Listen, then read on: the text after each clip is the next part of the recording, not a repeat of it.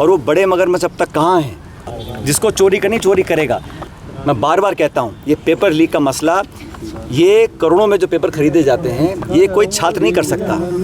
इसमें सरकार की बहादुरी नहीं है। ये तो बच्चों ने खुद पकड़ा गैस पेपर और तब बताया कि गैस पेपर और मेन पेपर बिल्कुल एग्जैक्टली कॉमा फुल स्टॉप भी एक है। और 2.5 साल बाद भी सरकार अगर अभी तक उनको नहीं पकड़ पाई तो क्या कारण है? और वो बड़े मगरमच्छ अब तक कहाँ हैं? मैं बार बार कहता हूँ, ये पेपर लीक का मसला, ये करोड़ों में जो पेपर खरीदे जाते हैं, ये कोई छात्र नहीं कर सकता।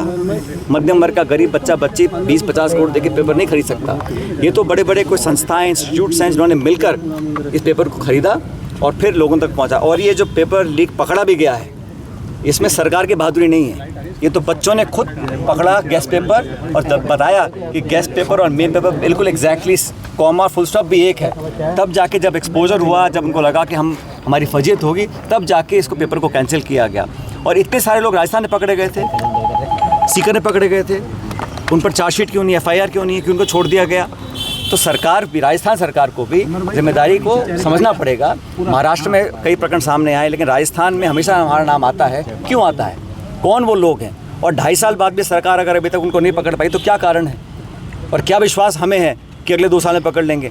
तो आप जब विपक्ष में रहते हैं तो बड़े बड़े दावे करते हैं। जो लोग इन्वॉल्व हैं पेपर लीकेज में, पेपर को सप्लाई करने में, उन बड़े लोगों को कब पकड़ेंगे? किनका संरक्षण प्राप्त है? ये खुलासा करना पड़ेगा ना। जनता पूछ रही है कि आप अपनी छाती पीट रहे हैं कि हमने बहुत कामयाबी हासिल कर ली है, आपने सिर्फ कैंसिल किया और री एग्ज़ाम किया, और अब ये टेलीग्राम को बैन कर रहे हैं, अलग अलग ऐप्स को बैन कर रहे हैं। इससे क्या लाभ होगा? जिसको चोरी करनी चोरी करेगा। जब तक सज़ा का डर नहीं होगा, जब तक दंडित करने का भय उन लोगों के जहन में नहीं घुसेगा जो इस काम को करते हैं, तब तक विश्वास लोगों का कायम नहीं होगा। तो सरकार की जिम्मेदारी है, बहुत सेंट्रल गवर्नमेंट की भी और राज्य सरकार की भी, कि इस पर बंदिश लगे और आने वाले समय में एक पारदर्शी जवाबदेही प्रणाली का क्रियान्वयन करने की जिम्मेदारी मैं समझता हूँ दोनों सरकारों की है। Thank you sir. Thank you sir.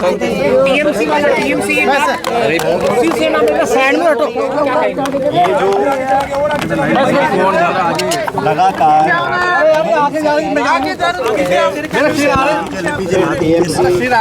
ये पार्टियां जो लगातार इनमें फूट हो रही है, इसका उद्देश्य सिर्फ एक ही है। और आप सब जानते हैं कि सरकार जब भाजपा की बनी थी तो उनको 240 सांसद जीतकर जनता ने दिए थे।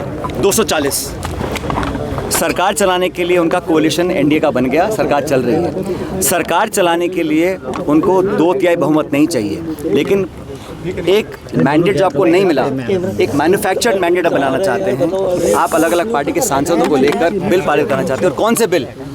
वो बिल जो परिसीमन का बिल जो गिर गया था सदन के अंदर, उसको दोबारा लाना चाहते हैं और एक मैन्युफैक्चर्ड मैंडेट के माध्यम से वो काम कर रहे हैं जिसका जनता ने आपको कभी परमिशन नहीं दी। अगर बहुमत 240 था तो माइनॉरिटी गवर्नमेंट थी। अब ये परिसीमन पारित करने के लिए इस प्रकार की फूट डाल रहे हैं। अब टीएमसी जो 15 साल सत्ता में रही, वो ताश के पत्तों की तरह ढह जाएगी, किसने कल्पना की थी? अभी लगातार शिवसेना के पदाधिकारी बात कर रहे हैं। सांसदों को इधर उधर करना, पार्टियों को तोड़ना और एक मैन्युफैक्चर्ड मैंडेट क्रिएट कर इलीगल परिसीमन पारित करना सरकार का पॉलिटिकल एजेंडा है।